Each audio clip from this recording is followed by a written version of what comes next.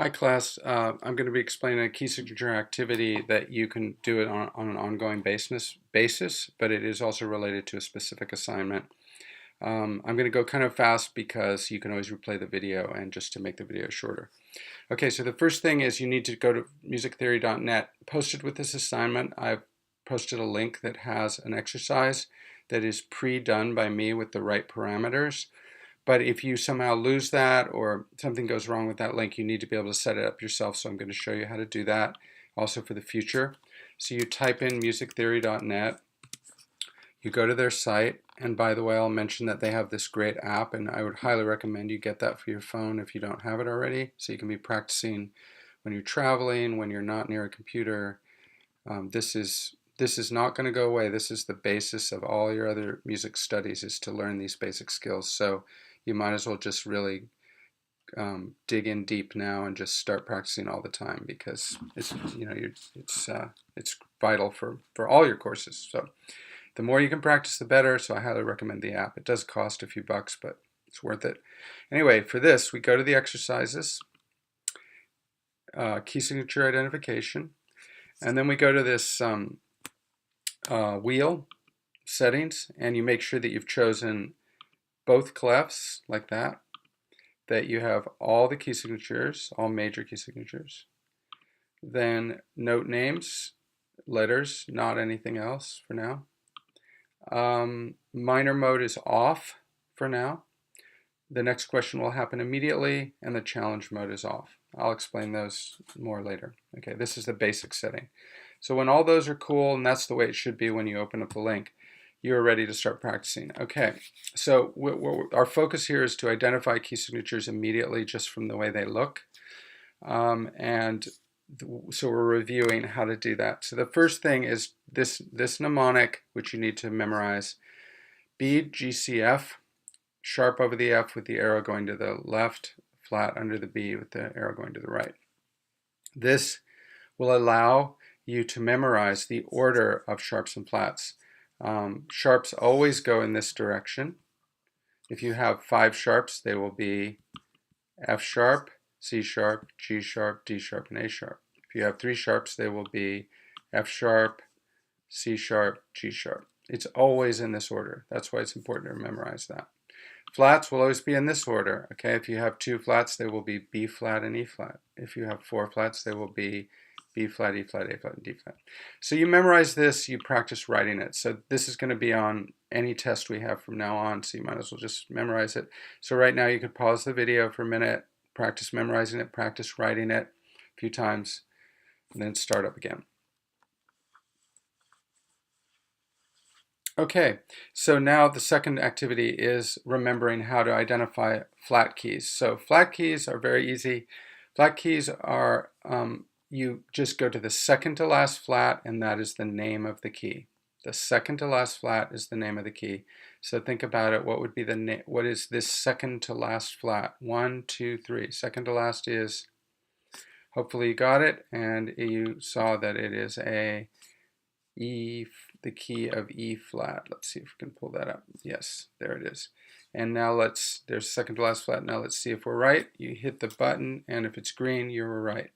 And you were right. Okay, so all your flat keys can be identified quickly that way. Second to last flat. The only exception is this one, which is only has 1 flat, and you just have to memorize that one, and that is the key of F.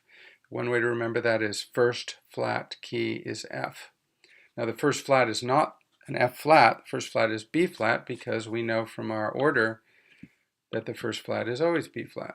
Okay, but remember the reason for it, and we can go over this in class, is because we're starting on F, and we need to keep our order of whole and half steps. And in order to do that, starting on F, you need a B flat. Okay, so that's our first flat key is B flat. Okay, now first flat key is F, and the first flat is B flat. So that's F. What would this key be? Second to last flat, right, the key of B flat. What would this key be? Second to last flat is D flat. Okay, now we come to sharps. Okay, sharp keys we remember by looking at the last sharp and going up a half step, because the last sharp is the leading tone. So if you can look at what this last sharp is, look at right in the middle of the window, and that's what note the sharp is. So right in the middle of the window is the D line, so that's a D sharp. Go up a half step from D, and you have D sharp, sorry. Go up a half step from D sharp, and you have, hopefully you figured it out, E, and that's right. And then you go from there. So again, if we had, say, 3 sharps, just pull this one up, that you can see the last sharp is G sharp, that's the leading tone, do, re, mi, fa, sol, la, ti, do, really wants to go up a half step.